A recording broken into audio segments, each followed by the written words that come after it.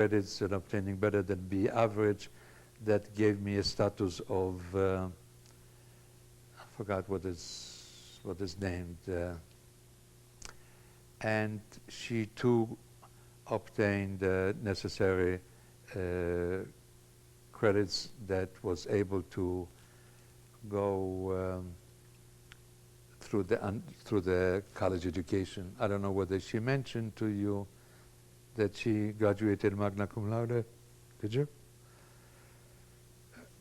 I was not that much honored. I possibly could have gotten some kind of prizes, but I went first for electrical engineering, and only having acquired maybe 100 or so credits, decided to switch my career. Actually, what I realized that engineering was not my first love, but I wanted to go into medicine. So I applied to School of Medicine and was accepted by NYU Bellevue Medical School. And I needed still some credits. They told me to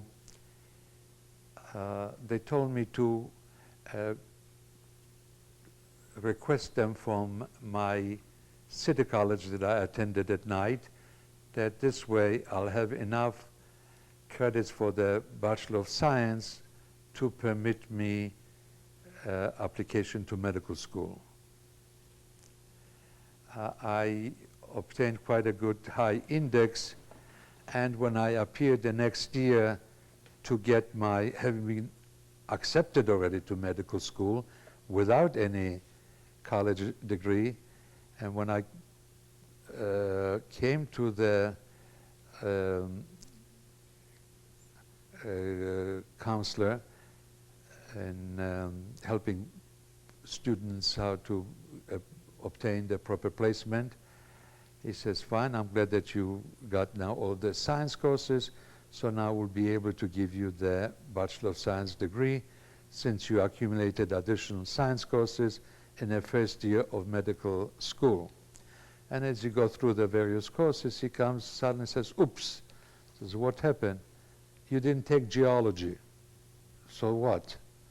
Well, geology is a necessary course to obtain Bachelor of Science. Actually, you can go maybe with the medical school if they agree to keep you in medical school. But if not, next opportunity you have, during the summer you can take the geology, so you'll get your college degree with honors. After second year, we didn't have money. I had to work the summer. After third year, we had a baby, and then I also worked. And in the end, I never got time to get my geology course. So they had to graduate me without having received a college degree.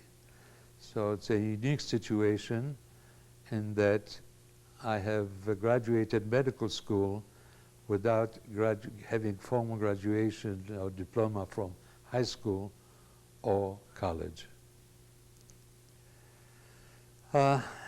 Then we were fortunate enough to live with my mother-in-law, who kept the house for us, and so that we both were able to work and at the same time start building family.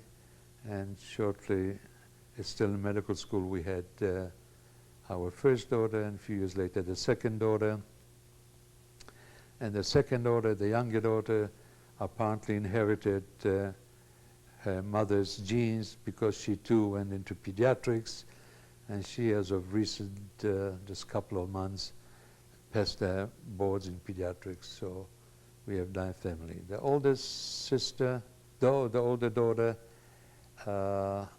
she pursued, also couldn't find herself a career, so every year in college she chose a different major, art and music and law and medicine.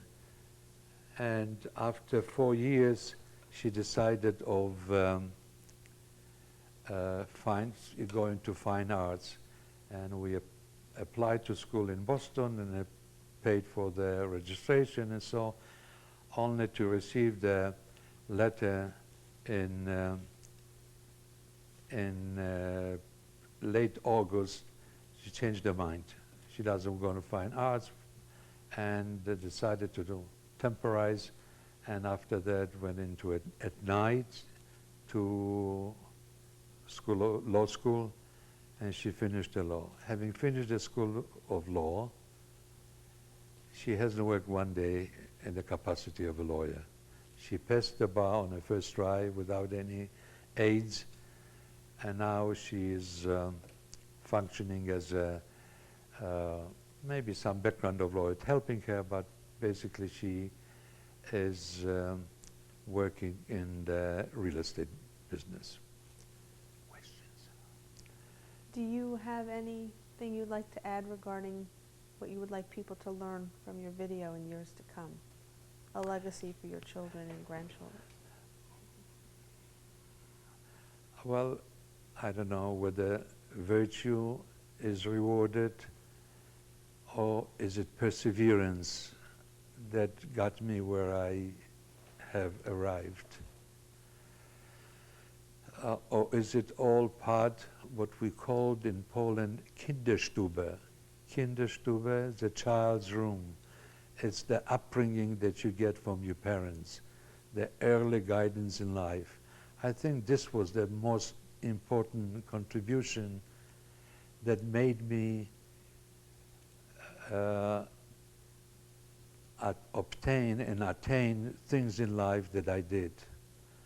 It was not an easy process to work and be concerned about other necessities in life, and at the same time go to school, to college and medical school, and having to work still to support the family. But by far, it had more than paid the fruits. Both Paul and I many, many times reminisce and recognize the features of our lives that we have arrived not by virtue of things given to us. What we obtained here, beautiful home, beautiful set of friends, and very productive life on number of social and organizational work, many of them in connection with Jewish cause. Such as? I'm sorry? Could you tell me some of them? Yes. I have arrived, having lived here and come to Monroe, we became connected with the congregation, local conservative congregation, and it was a new, young congregation that was growing in quite nicely, to the point that during the high holidays they could not accommodate members, and having lived a life without any extravaganza, but not necessarily what's the name? Frugally, but saving money so that we're able to now afford our comfort, and not only that, but also add in to the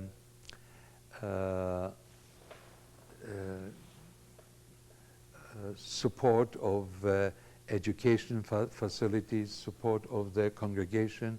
We were able, a year ago, together with my brother, contribute heavily $100,000 that we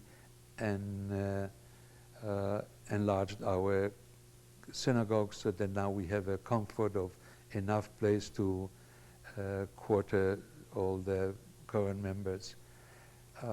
So we feel very strongly about contribution, about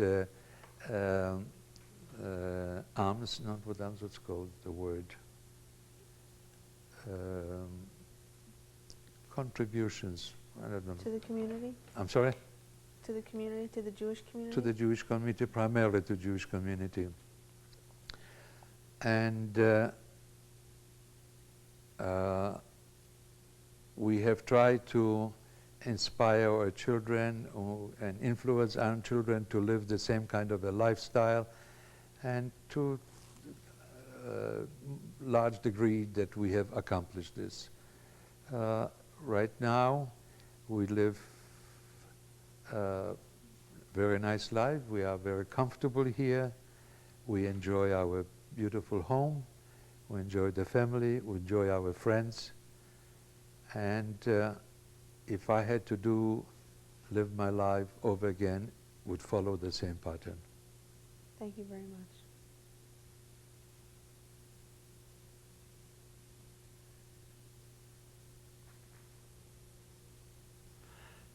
I'm Teddy Neyman. Right next to my left is my lovely wife, Paula Neyman, and our younger daughter on her left, Freda. I have already given my message, and so did Paula, so now I think it's Freda's turn to contribute to this program. I guess what I really have to say is that I feel incredibly blessed to have parents who, in spite of all the adversity they've lived through, have given me really wonderful gifts in terms of the priorities and the values that they have, some of which probably were theirs before the war and some of which came because of the war, and really taught me to value life and to value what one can accomplish in life. And I feel like that's quite a gift that I've gotten.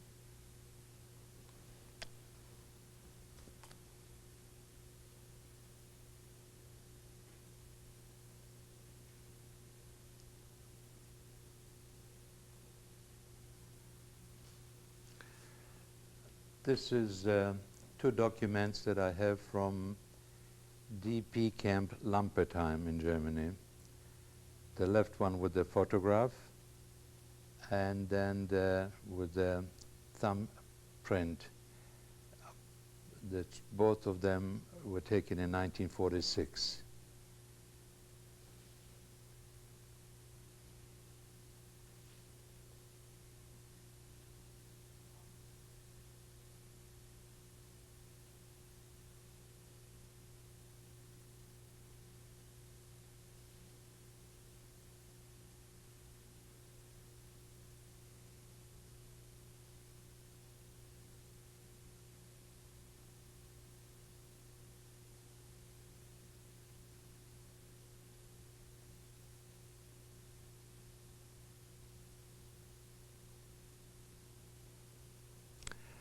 This is Daniel Neyman. This is a photograph, and I am in the first row, first one on the left. This gathering was for the UNRWA employees and officers in some spa near Munich, and was given by UNRWA office for their employees. This is my driver's license from 1958, and this was my occupation while I pursued study of medicine. I finished medical school in 1960, so this was taken during my second year, during one of these vacations that permitted me to earn money to support my family and myself.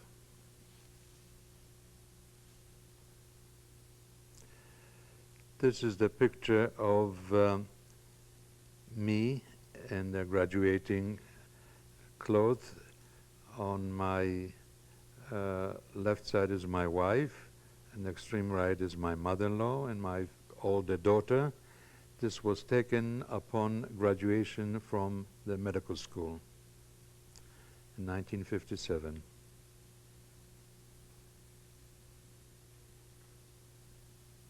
I'm sorry, 1960, class of 1960. I entered 57, I graduated in 1960.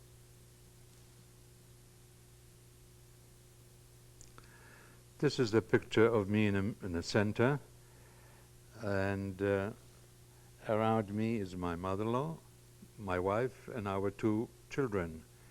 This was taken during one of the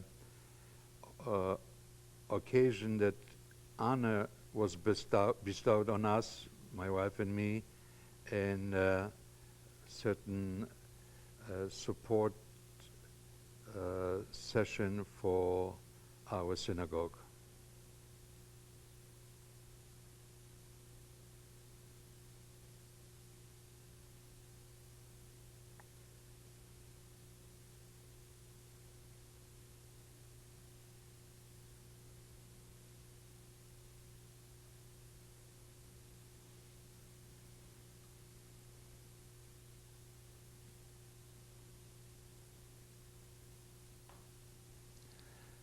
This is one of many, many cards and letters that I received once I have decided to quit my private practice and move into semi-retirement upstate New York. The letter is written in Polish from my devoted Polish patient, and would be too lengthy to read or translate it. The other item on the figure is really of sentimental value. Supposedly it belonged to one of the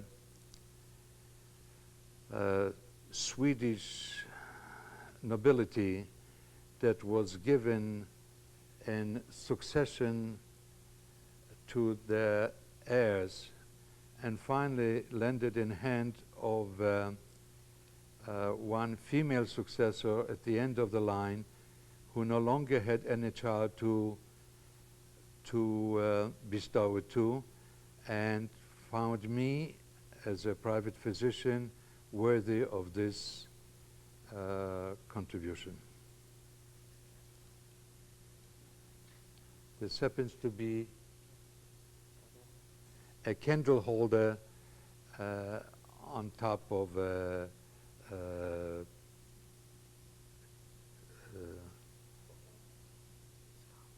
scalp.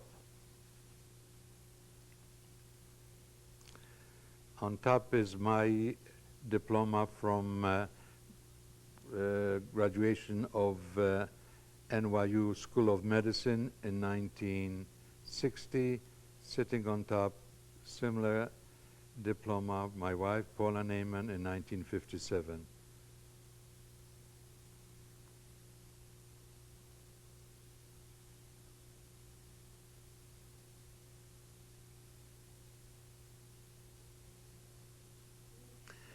These are two pictures of more recent vintage. On the left is my family, my wife and my two daughters, and on the right is my older daughter with her two children.